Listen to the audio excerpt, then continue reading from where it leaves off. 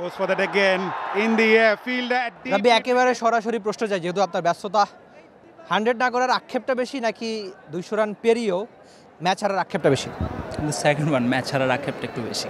আচ্ছা, লাস্ট বলের ওই শটটা আপনি চেষ্টা করেছেন বটে, যদি বাউন্ডারি হয়তো হয়ে যেত আপনার সেঞ্চুরির কাছাকাছি হতো। লাস্টের দিকে আপনার প্ল্যানটা কী ছিল? আপনি রিপনকে বেশ অ্যাটাকিং করেছেন, কিংবা শুরু থেকে ইনফ্যাক্ট আপনার 200 স্ট্রাইক রেট ছিল বেশ শুরু থেকে অ্যাটাকিং ক্রিকেটটা, উইকেটে যখন গেলেন প্ল্যানটা কী ছিল? না, ওরকম কোনো প্ল্যান ছিল না আসলে। একটা কথা, আমাদের ব্যাটিং ডেপথ ওরকম না। তো বিজয় ভাইয়ের আমার একটাই প্ল্যান ছিল যে আমরা প্রথমে একটু সময় নিব, সময় নিয়ে আমরা 15-16 ওভার পর্যন্ত আমরা যদি যেতে পারি একজন বা দুইজন খুবই ভালো হয়। তো আমাদের প্ল্যান ছিল এটাই যে আমরা আস্তে আস্তে 10 ওভারের পর থেকে ক্যালকুলেটিভ রিস্ক নিয়ে আমরা শুরু করব, এভাবেই ছিল আর কি।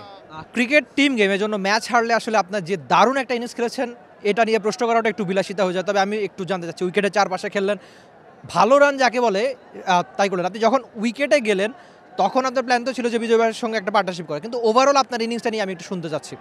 না, আসলে প্রসেসে ছিলাম একটা বল কীভাবে খেলতে হয়, কখন যে বলারটাকে আমি অ্যাটাক করতে চাই, আলহামদুলিল্লাহ ওভাবে আমি এক্সিকিউট করতে পেরেছি। আলহামদুলিল্লাহ আই গেস সিম্পল প্ল্যানে ছিলাম, এই কারণেই আমি আল্লাহর মতো আজকের ম্যাচে ভালো খেলেছি। And big thanks goes to Bijoy ভাই, উনি অনেক হেল্প করেছে আমাকে মাঠের ভিতরে। অ্যান্ড ওনার মতো একটা ব্যাটসম্যান থাকলে আসলে প্রেশার ওরকম থাকে না। এনসিএলটা খুব কাছ থেকে দেখেছি, আপনি কতখানি পরিশ্রম করেছেন সেটাও দেখেছি, আপনার চেষ্টার কোনো কমতি ছিল না, আপনি বড় রান করেছেন। ইনফ্যাক্ট যদিও চট্টগ্রাম হেরেছে, আজকেও আপনারা হারলেন। তবে এই যে জাতীয় দলে আরেকবার টি-20তে ফিরতে রাব্বির এই ইনিংসগুলো কতটা কার্যকরী, রাব্বির নিজে কতটা ছন্দে আছে, আমি সেটা একটু শুনতে চাচ্ছি।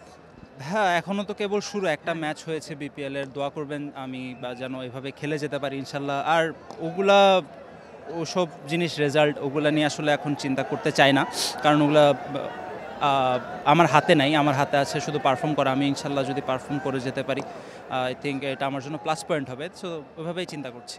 তো যে কোনো ব্যাটার চায় যে শুরুটা যেহেতু ভালো হয়েছে পুরো টুর্নামেন্টে ক্যারি করতে, তো আমি আসলে রাব্বির চাওয়াটা জানতে চাচ্ছি যে টুর্নামেন্টের শুরুটা যেহেতু ঠিকঠাক হয়েছে, নিশ্চয়ই টুর্নামেন্টের সর্বোচ্চ রান গেটার বা একটা ভালো পারফরমেন্স করে যে নিজের দলকে আরও বেশি জয় উপহার দেওয়া, শুরুটা যেহেতু পেয়েছেন, বাকি টুর্নামেন্টে আপনার লক্ষ্যটা কী থাকবে? বললাম মাত্র শুরু হয়েছে, তো ইনশাল্লাহ চেষ্টা থাকবে প্রত্যেক ম্যাচে ভালো খেলার। তো জাস্ট এটাই, আসলে ওরকম আর কোনো লক্ষ্য নেই। থ্যাংক ইউ সো মাচ ভাই, সামনের জন্য শুভকামনা। Thank you so much.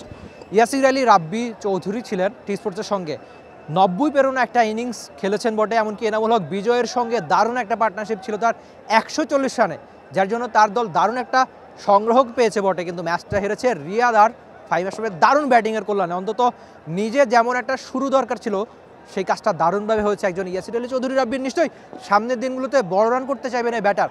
তবে সবচেয়ে গুরুত্বপূর্ণ যে ব্যাপারটা, রাব্বির টুর্নামেন্টের টোন ঠিকঠাক পেয়ে গেছেন।